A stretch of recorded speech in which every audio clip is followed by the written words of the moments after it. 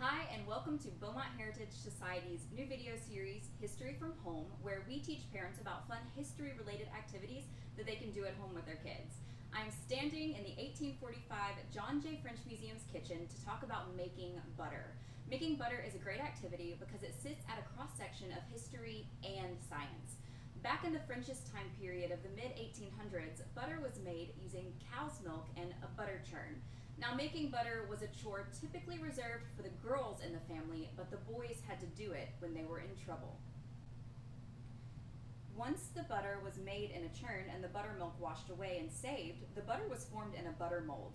Here's a butter mold that belonged to the oldest son in the French family, David French. The butter would be pressed into the butter mold to shape it, and the card would be used to wick away any additional buttermilk. Here's what you need to make butter.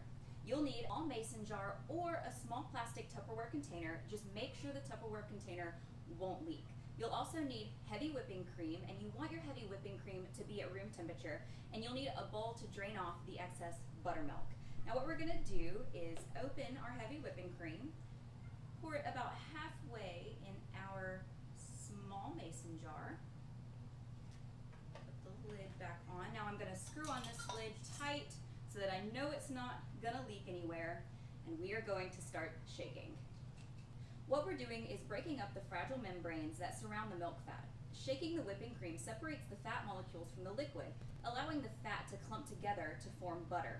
We're also separating the liquid, buttermilk. Buttermilk was used for several things in the mid-1800s, including cooking and making paint. Most sources say this takes between 12 to 15 minutes of continuous shaking, but it may vary. Now, when you've made butter, you'll notice a small solid clump has formed in your jar. I'm going to switch to one that was pre-made. It will look something like this. Now, the color of the butter during the French family's time period was determined by the cow's diet. Now that we have made our butter, we can use salt or honey to flavor it and taste it on a piece of bread or stick it in the refrigerator for later.